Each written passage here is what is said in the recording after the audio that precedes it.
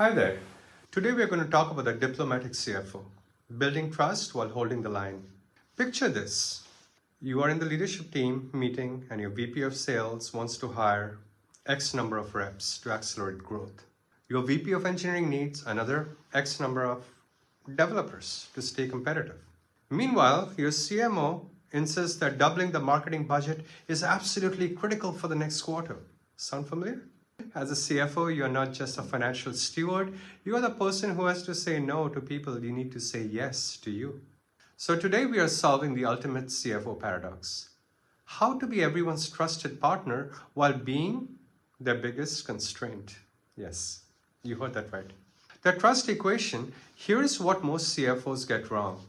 They think their job is to be the financial police, but great startup CFOs understand they're actually in the trust business. Your ability to influence spending decisions is directly proportional to the trust your peers have in your judgment. The magic formula is not no because of the budget.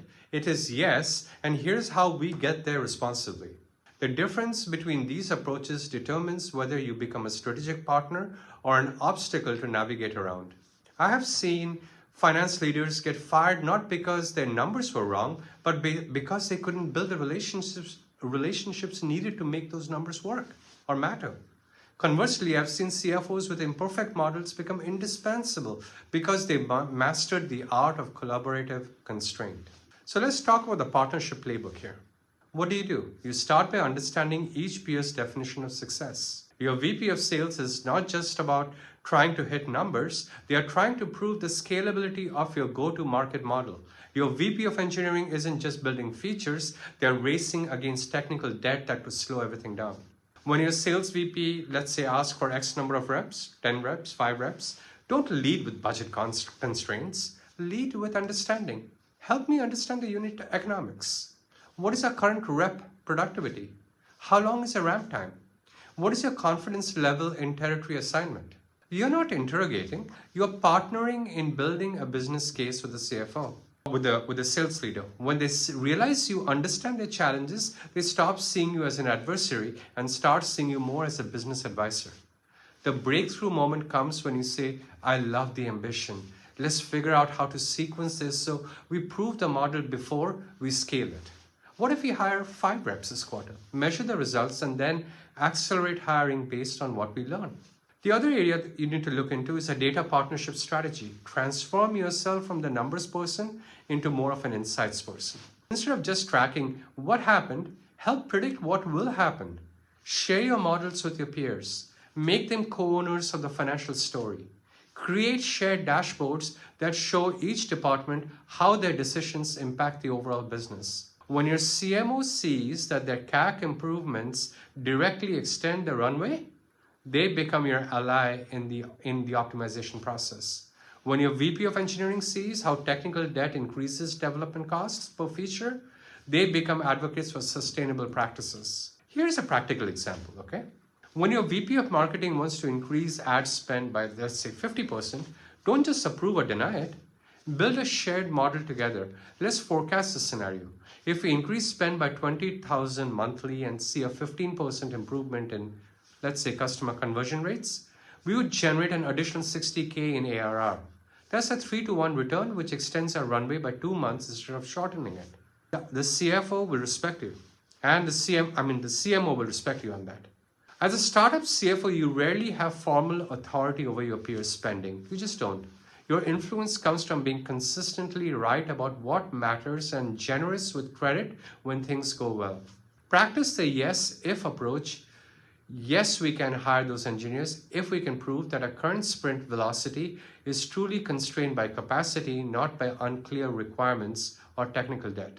This is not obstruction, it's partnership in the making good, smart, thoughtful decisions. When you have to deliver difficult news, lead with context and alternatives. Instead of, we can't afford this, try. Our current burn rate gives us 18 months of runway. If we add this expense, we drop to 14 months, which puts us in a very difficult position for Series B timing. Here are 3 alternatives that could achieve 80% of the outcome while preserving our runway and our fundraising flexibility. You're not saying no, you're saying, Here's a trade-off, and here are the better options. Building your coalition. The strong CFOs are those who build coalitions around shared success metrics. When everyone understands that extending runway creates more time to achieve product market fit, spending decisions become very collaborative. It is not adversarial anymore. Create regular business review sessions where each department presents their key metrics and requests in the context of overall company goals. When your peers see how their decisions interconnect, they start self-regulating and making more thoughtful requests. Celebrate wins publicly and take blame privately. When the sales team hit their targets within budget, highlight their discipline and strategic thinking. When you have to adjust budgets mid-quarter, take responsibility for the forecasting errors rather than blaming it on changing business conditions. Remember, the long game is important here. You are not just managing this quarter's budget, you are building relationships that will determine your effectiveness for years to come.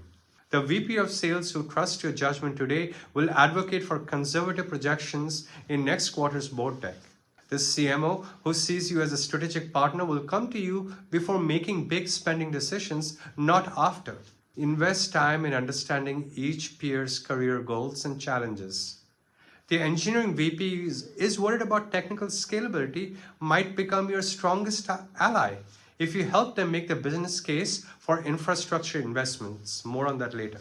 The sales VP anxious about quota achievement might become your champion if you help them model realistic territory assignments. So what is your action plan then? Starting this week, schedule your one-on-one sessions with all of your peers or with each of your peers. Do not discuss budgets, but understand their biggest challenges and how you can help solve them. Ask questions like, what keeps you up at night? What would make you more successful? Transform from the person who says no to the person who helps to find the path to yes. Your peers don't need another controller. They need a strategic partner who happens to understand money. Build those relationships and watch how much easier it becomes to maintain fiscal discipline while driving growth. See you in the next video. Take care.